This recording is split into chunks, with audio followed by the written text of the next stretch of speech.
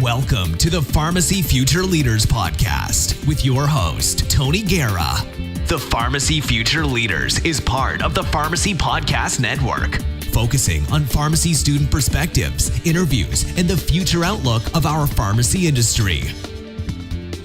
This is Megan Bereda, PharmD candidate from Purdue University College of Pharmacy, and you're listening to the Pharmacy Podcast. Welcome to the Pharmacy Podcast Network. I'm your co-host, Tony Guerra, for the Pharmacy Future Leaders Podcast, broadcasting from the Unity Point Des Moines Area Community College Public Service Building and DMAC's Ankeny campus. We're going to be talking again with innovative new pharmacy practitioners and soon-to-be pharmacy graduates. Connect with me on Twitter at Tony_PharmD or on YouTube, where you can find over 800 pharmacy videos supporting my book, audiobook, Memorizing Pharmacology. Today we are talking to Megan Bereda, who is a PharmD candidate from Purdue University College of Pharmacy. She has 4 years of work experience as a pharmacy technician at Vibra Hospital of Northwestern Indiana and was a 2016 summer intern at the Johns Hopkins Hospital in the critical care and surgery pharmacy. Megan's completing her final year of clinical rotations, which includes a 6-month longitudinal track at Northwestern Memorial Hospital in Chicago,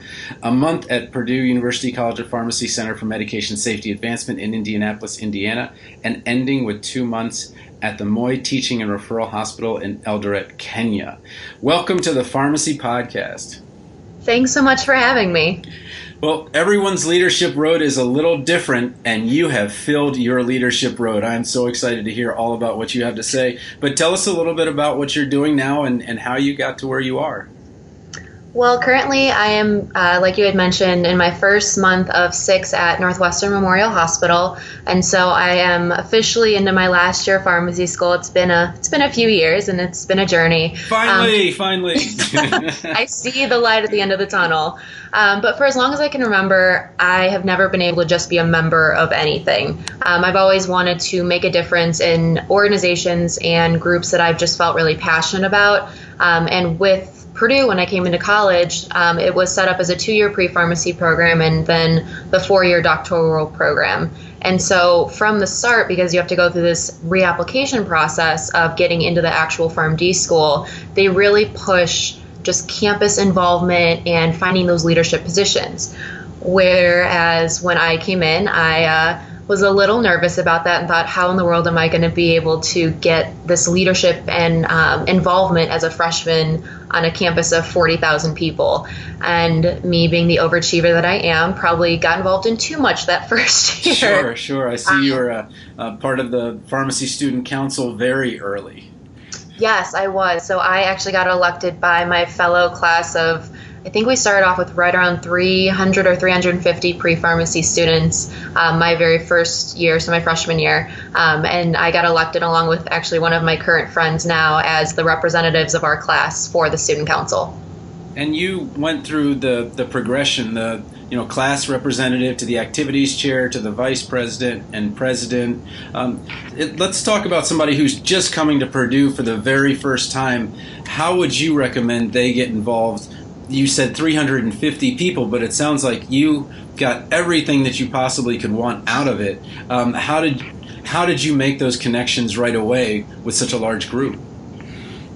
I think the biggest thing, and it's something that I've noticed pharmacy students kind of struggle with, is a lot of us tend to be introverts at heart. And I think the biggest thing that helped me kind of stand out and accomplish some of these goals that I've been able to accomplish is that I had to break out of my shell. I had to talk to people that weren't in my direct friend group, and really just make those connections. And don't be afraid to reach outside your normal comfort zone and kind of go outside of your bubble. I still am amazed at how I was able to, as a freshman, do that, but you just can't. You have to try. You can't just say, oh, well, there's no way I'm going to do it, so I'm not going to do it. It's a lot of just putting yourself out there and taking advantage of the opportunities. And if they don't work out, I'm a firm believer of they weren't supposed to. And so you just have to kind of direct your attention and your efforts into something else that you might be just as passionate about, but you weren't looking at originally because you had this other goal in mind. So it's all about moving forward and moving upward, but just keep your options open. Well, tell me a little bit about how you balanced what is traditional Panhellenic Life, which would be, I think you were a Theta.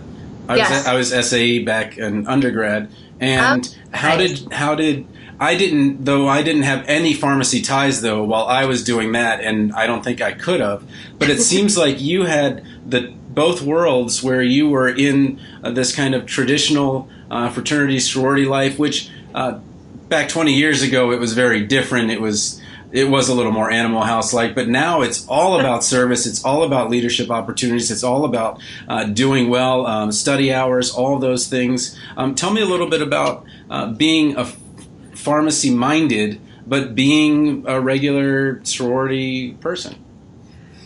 Yeah, definitely. It was quite the balance. But for me, in high school, if you would have asked me if I would join a sorority, I would have laughed and said, "You're trying to be a comedian." It just was not my personality. But at Purdue, I had known some girls that had went through Rush, and they were engineers. They were in pharmacy. They were pursuing all of these, what most people would consider pretty difficult majors, and they're still enjoying that other side. And so I thought, you know what, I'll give it a shot and see if it's for me. And when I went through recruitment, I wanted to make sure that I was looking at houses and taking them seriously if they also valued what I valued. And so scholastic achievement, service back to the community, and philanthropy, and just an overall house that I could be myself in. And so I ended up finding that in Theta. And for me, there were older girls that were in pharmacy that have since been kind of mentors to me, that whenever I had a question about a class or when I went through the application process, providing me with old interview questions and helping me go through mock interviews, and any additional information they could give me that would just help propel me kind of forward in the pharmacy program. They were an amazing resource. And as a whole, just being in a sorority provided kind of an outlet. So when pharmacy school and even the pre-pharmacy years were just kind of tough, I could go home to the Theta house or just go out to dinner with my sisters, or I had that outlet of people that weren't so pharmacy minded that I could get a break from it, and also have people to vent to that weren't also going through that whole process. So it was a really good mix for me. It helped me even go more outside of my own comfort zone and meet people that I would have never met because they weren't in my pharmacy classes. I do love Purdue Pharmacy, and we do become quite a family in it. But just having that balance really kept me sane through some of the... No, I understand. Yeah, I took a job down in the Inner Harbor, which had absolutely nothing to do with pharmacy. I was waiting tables and talking to tourists, and I just loved it. I was, at the harbor.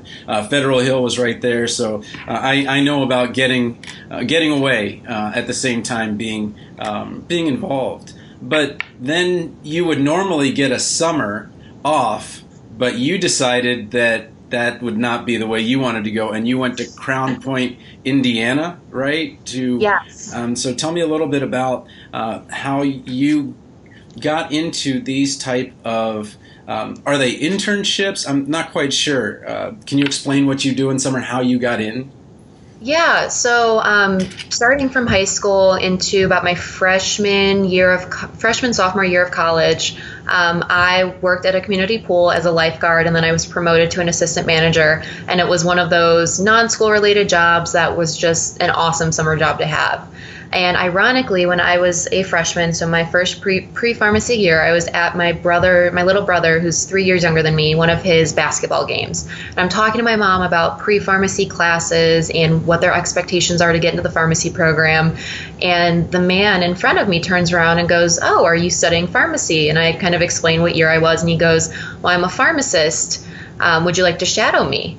And now, about 5 years later, he's my boss of 4 years. Okay. So really kind of stumbled into that one. I shadowed him that winter break, and then over the summer, again, there was this emphasis on get a job that's kind of pharmacy related, and I was still just kind of an assistant manager at the time at the pool, and so I asked if I could do what I called a long-term shadowing opportunity, and where I would come in twice a week to the hospital, shadow the technicians, shadow the pharmacists, just get a feel of what hospital pharmacy is about, to see if this is a career that I could see myself in general with pharmacy, and specifically within hospital, more clinical pharmacy. And so after a summer of me kind of volunteering, I ended up getting offered a job to stay on as a technician. I was trained on site for about 6 months, And then I was hired on as a full technician, and I've been working there ever since. So the world is a much smaller place, and pharmacy is a very small world than I think I ever realized. Oh, it is. And you know more pharmacists than you realize. Well, it has its pluses and minuses, I guess. But I guess I'm just kind of taken aback at how quickly and how early you were putting together significant projects. And I almost feel like if you were to go for a residency, you would say, well, just one project, really? It just, that just seems like we could get that banged out in, maybe 3 months. Maybe we could do like 3 or 4 projects or something like that. But tell me how you integrate these projects that are on your CV, how you kind of start getting involved in projects that are things that you can build your, I don't want to call it a resume, but your curriculum vitae with. And how did you get your first project, or how do you, just have this kind of repeat of, oh, well, you know what? This looks like a good project. How do you get involved like that? I think for me, my first real project was really when I was a technician, right around my first or second year in the job. And I was getting my normal technician work done. And it's a very small hospital, so it's about 40 beds. So we have one technician a day that does everything from making the IV bags, distributing the medications, any issues that occur during the day that the nurses suddenly need something, that's on me. And then I order all the medications. So everything that normally about anywhere from 3 to 5 technicians do, it's all in one technician position job at my hospital. And so I was getting a lot of this work done, and I don't like saying that I was kind of sitting around, but there were moments that I kind of found myself twiddling my thumbs. And so I went to my boss and just said, hey, is there anything that I can kind of do for you to kind of help improve the pharmacy in any way? But it was a lot of that just incentive, or not even incentive, but just the want to kind of help out more than I already was. And not that I was getting paid any differently for it, but I value my time, and I knew that I was still working, and I wanted to try and benefit the hospital in whatever way I could. And so he has always been really great at saying, oh, okay, yeah, I have this project or this project, whether they were ones that he came up with or that he was trying to get done himself. He gave me kind of the autonomy to take things and run with them. And so I was able to do a variety of projects. I got to look at patient cost per day analysis, and look at an expired medication inventory where I went through the entire hospital, the entire pharmacy, got all the expired medications and calculated kind of the cost per medication and got a summed up total, and saw what we were kind of wasting our money on medications that we had on the formulary but weren't using as often as we probably should have, that were then expiring and we were losing money on. And so that was a really fun one. I love working with numbers, and I'm very data driven. And so that was a not so enjoyable for other people, but I loved it. So it's been a variety of projects like that where it's just been, I've asked, how can I help in some way? What do you need me to do? I have some extra time. What can get done? Mentality that's really brought these opportunities to me. And somehow Johns Hopkins was watching and they called you, or how did that work out? So I guess I just you went right from, okay, I'm doing some projects at my local hospital, 40-bed hospital, to now I'm going to spend the summer at the top-ranked teaching hospital, or one of them. I'm sure Harvard would, or say something about that. But Johns Hopkins, I'm from Maryland. I know their quality. It's one of the best teaching hospitals, research hospitals in the country. How did you go from I'm P1 to P2 to Hopkins? That is a great question that some days I still question myself. So ironically enough, I was a P2 and I was looking at what I was going to be doing that upcoming summer into my P3 year. And to me, I wasn't working at the pool anymore. I was just going to be a technician. I was guaranteed about 20 to 30 hours each week, whether it was coming in to actually do tech work or just coming in specifically for more projects for my boss. And I thought, you know what, that's going to sound like a great life. I get to live at home. There's no rent. There's free food. My parents would love it, I'm sure, to have me as a roommate again. And that was my mentality. And Purdue, one of the organizations that I was actually involved with, helps put on a career fair every year. And so I decided to go to the career fair just to kind of see what else was out there, but I really wasn't taking anything too seriously. And Mayo Clinic was actually there. And so I thought, oh, there's internships at hospitals. I didn't know that. I thought it was just you're a technician or that was really it. And so later that night I was with one of my really good friends, and he goes, "Are you applying to any of these?" And I said, "Oh, I don't know." He's like, "Well, the Hopkins one closes, I think it was about in a week and a half or 2 weeks at that point." And he said, "Are you going to apply for it?" And I said, "I don't know. Like, it's a national internship. I mean, the competition has to be fierce. There's no way I'll get it." He said, "Well, why don't you just try?" I said, "Okay, well, you have a good point." Yeah. So it was really kind of him just saying, "You are qualified. Why aren't you giving this a shot?" In your mind, yeah, it might be a small chance, but there's still a chance. And so with the end of that conversation, I started working on my application that night, got in my letters of recommendation, and I guess the rest is kind of history. Yeah, no, I know how hard it is. My understanding is that they have about 200 applications for about 8 residency positions. So when you're talking about Hopkins, the number of people applying is just way, the quality is amazing. So you get into Hopkins, but then you excel at Hopkins as well. What did you do while you were there? So something that no one really told myself or any of the other interns before we got there was that Hopkins was going through an entire EHR remodel into Epic. So we got. I wouldn't have told you. I definitely wouldn't have told you. I know. I think they purposely kept it a secret from us. So my first day was, I believe, May 13th, and Epic Go Live Day was July 1st. And so a majority of all of our intern projects actually revolved around Epic. And so myself, as well as my co-intern in the critical care and surgery pharmacy, were given the job of how can we make our specific pharmacy as prepared as possible for this transition. And so we were kind of given the idea of doing something with the technicians in some form of technician education. And so we created this technician training program that basically involved what we felt were the 6 most critical functions of Epic that a technician would need to know how to utilize properly to be successful with this whole transition. And so we kind of worked with the Epic kind of practice mode on the computers, came up with examples of things that were new compared to the old system, or just kind of slightly changed, just so the technicians really needed to be able to distinguish when Go Live Day happened. And so we worked on training. I think we reached about 80% of the technicians that work in the critical care and surgery pharmacy, trained each one individually, and measured their confidence and competency prior to the training as well as after. And then we also worked with them on Go Live Day and for about 3 or 4 weeks before I headed back with them regarding Epic and seeing how effective our training actually was.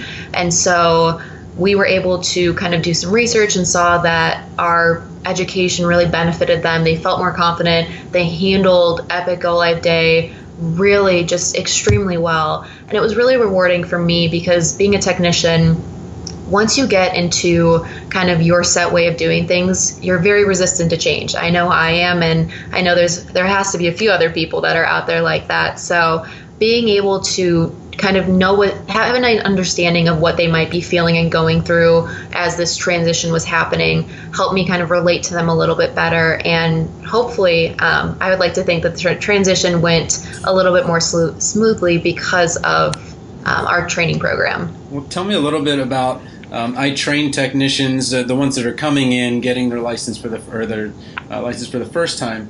But tell me how it was when you're talking to technicians as a technician. So although you're a pharmacy student, you're really a tech as well, and it's tech to tech. It's not pharmacist to tech. Tell me how that relationship worked and how you worked with people. So you're coming in for the summer, you're from Indiana, and you're telling technicians that have been there for decades, this is how we're going to do things on July 1st when the new doctors come.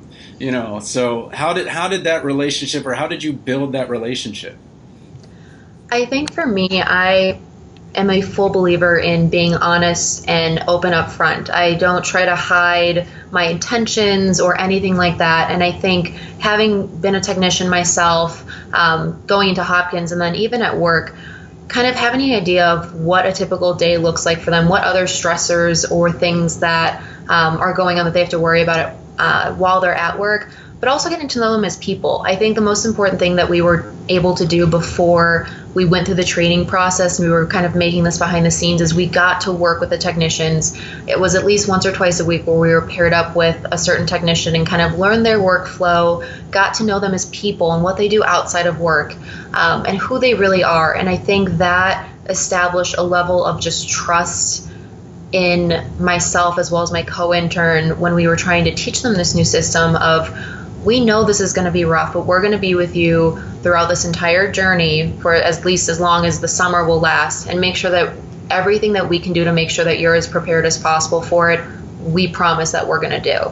And I think it's taking that time. You can't just kind of tell someone, okay, this is going to happen, good luck, here you go, and send them off. It's very much developing those relationships and developing that trust and giving them belief in you as a mentor and as a teacher and educator that you're going to do everything you can to see them succeed.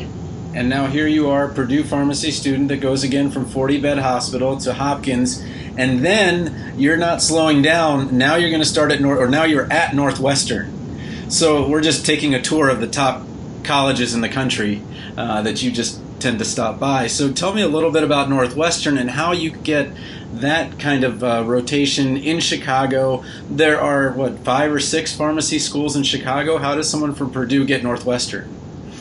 Yeah, so we are very lucky. The way that Purdue does a lot of its APPE, or that fourth year clinical rotation schedule, we now offer what they call tracks. And so they are extended stays per se in hospital, industry, and ambulatory care rotation sites. So for us, we have quite a few in Indianapolis that we compete with Butler students for, in terms of some of the teaching hospitals that are more downtown where we have professors come up and faculty.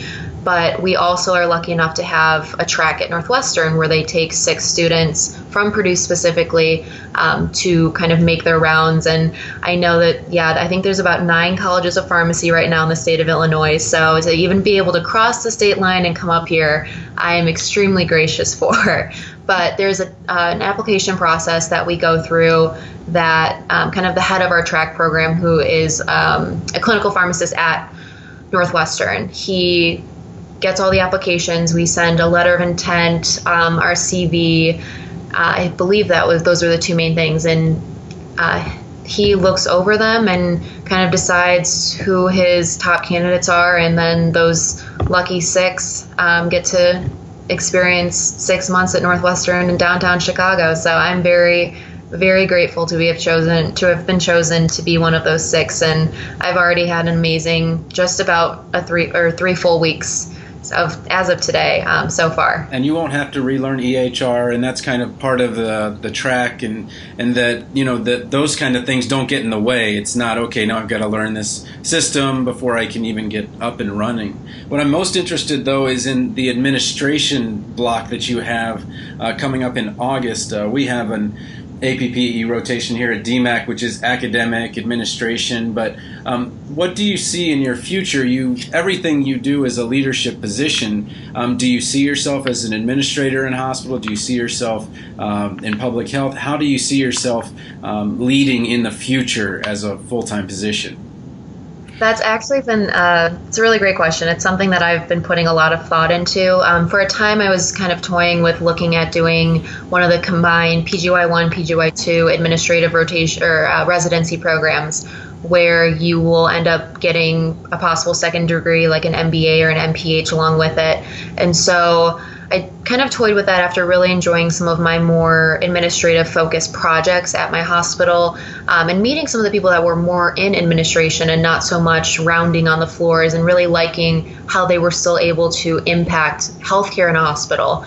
And so I'm really interested to see how that rotation goes, just kind of seeing their impact and if I could see myself in something like that. But I think for me, I know I will be able to find a leadership role in whatever career field I end up going into, whether it is truly more of a clinical pharmacist position, or if I go straight into administration or whatever it might be.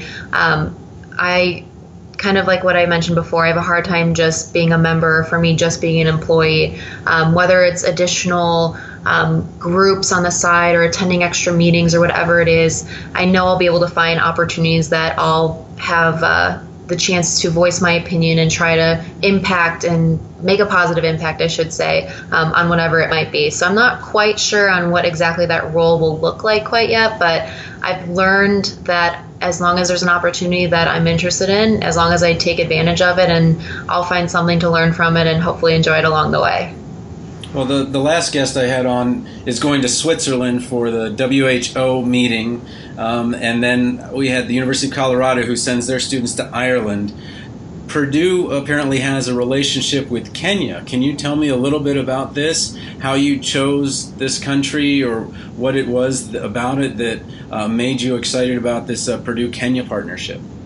Yeah, so Purdue has more rotations. I'm a very indecisive person at heart, and Purdue, looking at the rotations that they offer us to rank our last year, is extremely overwhelming. I think there's over 3,000 sites. And was there an Excel spreadsheet involved here? Someone did create an Excel spreadsheet, and that was the most overwhelming thing I've seen in quite some time. Okay. But we have opportunities in Indiana, in other states across the U.S., in Alaska, in London. We have, I think, 3 or possibly 4 rotations, and then also in Eldoret, Kenya. And so what I will be doing when I go there next March and April of 2018, right before I graduate, I'll be working in the Moi Teaching and Referral Hospital. And so we have this amazing partnership set up there through AMPATH, which was really kind of established also in a majority with Indiana University, as well as a handful of other colleges from the U.S. And I think the reason I chose to go to Kenya, and a lot of people assume, oh, you're going to Africa because you're going to go on safari the whole time. It'll be a vacation.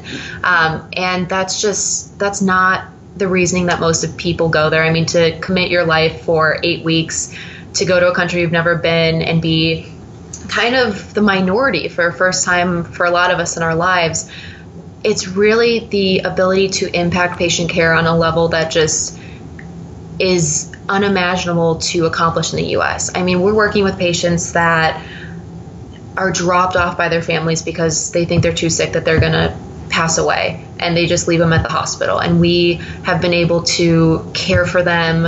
I think the program has been established for about 15 years or so, and we're able to care for these patients and send them home healthy. I mean, we can make such an impact there, and we're working with a patient population that just isn't seen in the U.S. We're working with a lot of AIDS and HIV patients that can't really afford any health care at all, and the way that it's set up there is kind of interesting. Patients cannot leave the hospital until they pay their bill, and so the community comes together to kind of raise money to even get someone out of the hospital. And so it's just this completely new environment that I would be immersed in. And another thing is just their lack of resources. What we consider a first-line treatment in America is not even available in Eldoret. And so it's becoming familiar with what are third and fourth line, maybe even fifth line treatments that are available there that we can still use for these conditions. So it's definitely going to force me to clinically think outside of my box of what have we been taught in school, what have I seen at Northwestern, what have I seen here and there, and really push me to become what I believe is a really well-rounded pharmacist. So I'm more than excited for that opportunity. And what are you thinking about for afterwards? Are you thinking residency or fellowship? Or maybe it's just too soon. I mean, you're just in your first APPE, or do you have plans to go to Midyear? That is the question of the century for me lately. I think I was very set on residency for so long, and I think in the end that's probably the route that I'm still going to go. But I've definitely taken advantage recently of just learning about other opportunities that are out there, whether it's in a more ambulatory care setting or if it's an industry, just learning about those other areas of pharmacy. Even if I don't go into them, I think it's so valuable to know what other pharmacists are doing out there in the world to impact patient care. And so my plans as of now will be to attend Midyear in December. I actually ironically booked my tickets just a few days ago.